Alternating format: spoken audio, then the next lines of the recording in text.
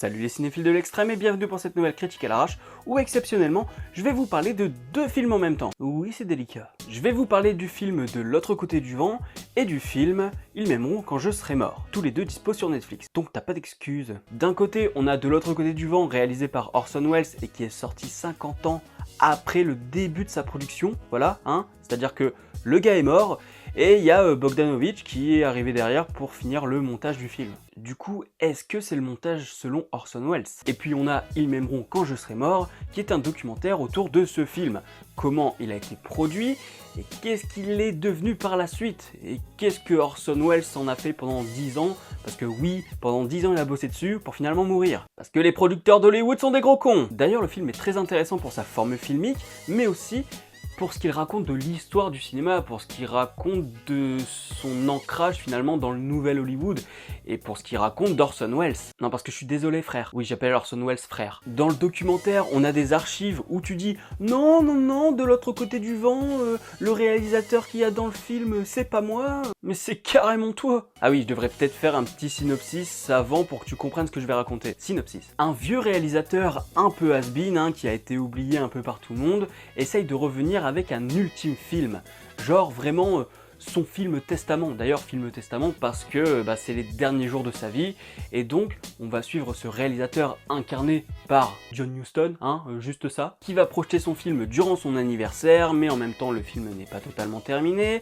ce qui fait directement écho au film en lui-même d'Orson Welles qui n'était pas terminé, et c'est un truc de malade, mise en abîme dans la mise en abîme de la mise en abîme de tout. Donc ce que je vais faire dans cette critique, c'est d'abord parler du film De l'autre côté du vent, tout en parlant du documentaire qui parle de ce film. Et si j'ai des choses à rajouter sur le documentaire, j'en parlerai à la fin. Et j'étais obligé de parler des deux parce qu'ils sont clairement indissociables. Enfin, ils sont pas indissociables, genre oh si t'as pas vu l'un, tu peux pas voir l'autre, mais les deux se complètent très bien. C'est-à-dire que dans le film de fiction, il y a des choses que tu vas pas nécessairement comprendre, et puis quand tu vas regarder le documentaire, tu vas dire « Ah, mais d'accord !» C'est simple, j'ai d'abord regardé le film de fiction, j'ai attendu une demi-heure histoire d'y réfléchir un petit peu, et puis ensuite j'ai enchaîné sur le documentaire, et là j'ai eu des éléments de réponse à certaines questions que je me posais. Donc, mate les deux. Alors évidemment, je te parlais de mise en abîme dans la mise en abîme de tout, et balala. Balala. C'est-à-dire que oui, on a ce réalisateur qui est vieux, qui est sur sa fin de vie, qui est un peu à la ramasse par rapport à ce nouvel Hollywood, et qui veut proposer un film nouvel Hollywood, et donc, ça clairement c'est Orson Welles. Qu'il arrête de dire que c'est pas lui, surtout que, à la base, si John Huston ne pouvait pas être disponible, il aurait joué le personnage. Donc, non, Orson, t'es un mytho. Ensuite, c'est très intéressant parce que c'est aussi une mise en abîme de type filmique, c'est-à-dire que on a cet anniversaire qui est filmé par des caméras, on a ce film dans le film, c'est-à-dire que le vieux réalisateur réalise un film typique d'ailleurs de Easy Rider et Zabriskie Point, et d'ailleurs ce qui est intéressant c'est que dans le documentaire on t'explique bien que la maison dans laquelle il tourne, c'est pas loin de la maison qui a explosé dans Zabriskie Point. Zabriskie Point, pas facile à dire celui-là, putain. Donc on a comme ça une sorte de miroir du cinéma des années 70 avec à la fois des références mais en même temps une histoire qui raconte finalement la vraie histoire du cinéma hollywoodien, du nouvel Hollywood avec l'arrivée de ces films avec des outsiders complets, jusqu'à ce que les années Reagan arrivent et là c'était plus du tout pareil. Et là où c'est intéressant aussi, c'est que du coup ce film dans le film, ce film des années 70 typique un peu hippie, c'est du Orson Welles qui ne fait pas du Orson Welles. Et c'est intéressant de voir comment Orson Welles fait un film qu'il ne peut pas s'approprier, qu'il ne veut pas s'approprier surtout, et j'ai trouvé ça à la fois, plutôt satirique finalement, de se dire, voilà, t'as un mec qui est connu pour son cinéma classique, avec La Dame de Shanghai, Scène du miroir qui a été maintes et maintes fois reprise sans jamais être égalée, La Soif du mal avec son introduction en plan séquence qui est admirable, mais surtout Citizen Kane, voilà, c'est...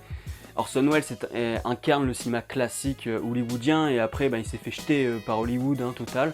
Du coup il s'est retrouvé à faire ses films en Europe. Donc c'est plutôt un réalisateur qui parle aux Européens, et d'ailleurs ce film De l'autre côté du vent va plutôt parler aux Européens qu'aux Américains. D'ailleurs il n'y en a pas un seul qui voulait le produire à l'époque. Et ça interroge beaucoup le cinéma, notamment dans sa forme, et dans sa forme là je vais citer une scène en particulier.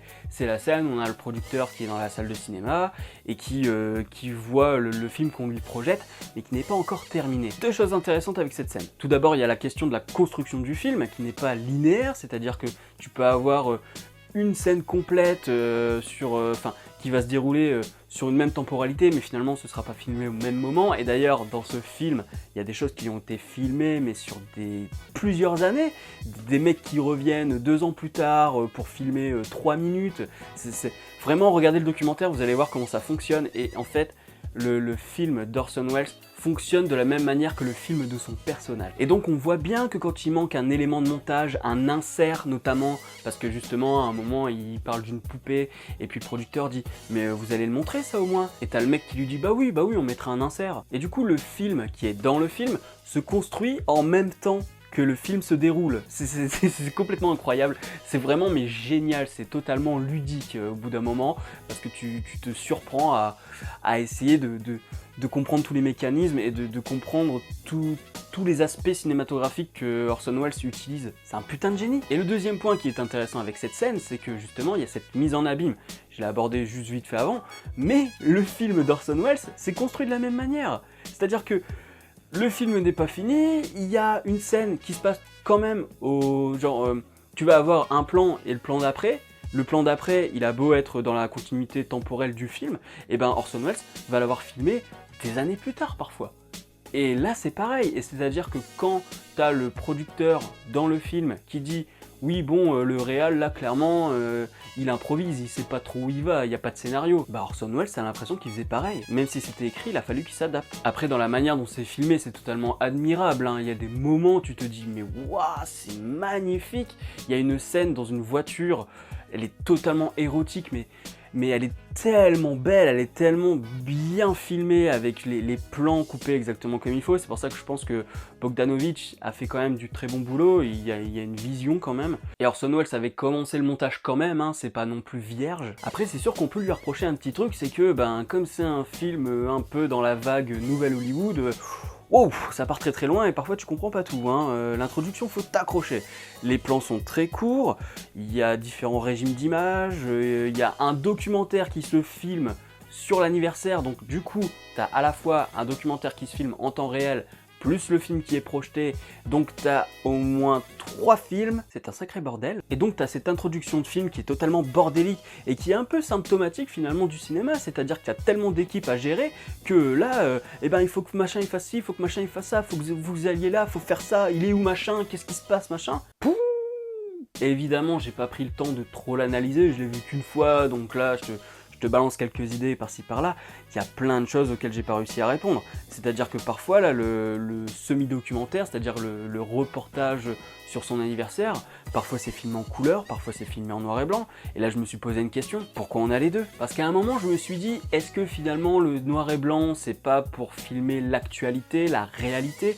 Parce que faut savoir que dans les années 40-50, même si on avait la couleur, notamment avec Technicolor qui a pulvérisé le cinéma avec sa couleur, même si la couleur existait depuis le début du cinéma, attention, hein, pas d'erreur là-dessus, c'est pas le Technicolor qui a inventé la couleur au cinéma. Bref, donc comme dans les années 40, 50 et 60, le noir et blanc était encore beaucoup utilisé pour le documentaire, pour le drame fiction, mais qui évoquait le réel justement, je me suis dit tiens, comme il filme le réel de cette diégèse, est-ce que finalement ils choisissent pas le noir et blanc? Ça aurait pu être une bonne piste. Sauf que ça peut pas être une bonne piste parce que derrière Orson Welles utilise la couleur à d'autres moments pour filmer exactement le même type d'image. J'ai mal à la tête. Dans le documentaire, j'ai pas eu la réponse du tout. Voilà, frustration totale. Donc en tout cas, de l'autre côté du vent, il faut vraiment que tu vois, vraiment, mais vraiment. Netflix propose rarement ce genre de film. Donc là, c'est clairement l'occasion de le voir et c'est aussi l'occasion de voir le documentaire. Ils m'aimeront quand je serai mort. Et donc là, je vais te parler un peu plus du documentaire. Dans sa forme, déjà, je kiffe totalement. C'est-à-dire que il mélange exactement comme le film de fiction, c'est-à-dire qu'il mélange les images du film avec des images d'archives réelles. Enfin, de l'autre côté du vent, on ne fait pas ça, mais c'est pour dire qu'il y a 2 films dans le film. Donc on va avoir des interviews, et selon ces interviews, on va enchaîner avec une scène de film, soit une scène du film de l'autre côté du vent, soit avec un autre film d'Orson Welles.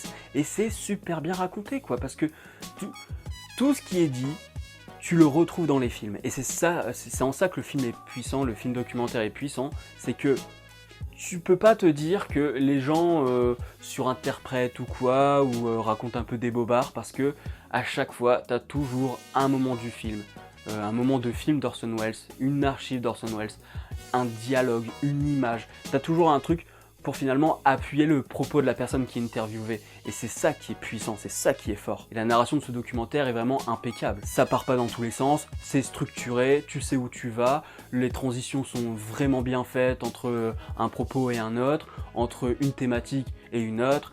Mais c'est sublime, voilà, c'est beau, putain. Et ça fait longtemps que ça fait longtemps que j'ai pas parlé d'un film comme ça d'ailleurs, et ça fait plaisir parce que putain, voilà quoi. Il y en a marre de parler du MCU tout le temps là. D'ailleurs, ça me rappelle que j'ai pas encore vu Spider-Man et je suis pas trop chaud, hein. Surtout quand j'ai vu ça juste avant, je me dis pourquoi aller voir Spider-Man quand j'ai un film comme ça sur Netflix qui a une proposition cinématographique. Alors certes, de l'autre côté du vent à quelques longueurs hein, pour ma part, mais ça c'est plutôt le point de vue spectateur, mais en tant que fan de cinéma, je peux rien lui reprocher. Il y a tellement d'interrogations sur le cinéma que je me dis mais ouais, c'est un condensé de tout. Mais le documentaire par contre, impeccable. Le documentaire se passe très très bien, limite je me suis dit tiens, il manque un petit truc quand même. Voilà, je vais te laisser découvrir ça. Si j'ai une note à leur donner sur Captain Watch, et ben ce sera très bon pour De l'autre côté du vent. Et puis ben génial pour le documentaire parce que je crois que j'ai plus aimé le documentaire. Le documentaire finalement fait office d'un très bon teaser d'1h40 pour regarder De l'autre côté du vent. Si la vidéo vous a plu, n'hésitez pas à mettre un petit pouce bleu, à la partager sur les réseaux sociaux, à me dire en commentaire ce que vous en avez pensé si vous l'avez vu ou si maintenant vous avez envie de le voir, mais même si vous n'avez pas envie, regardez-le, ça va vous faire des bonnes bases. Abonnez-vous à la chaîne si ce n'est pas encore fait et n'oubliez pas d'actionner la petite cloche pour être alerté des prochaines vidéos. Quant à moi, je vous dis à la prochaine sur la toile. Salut!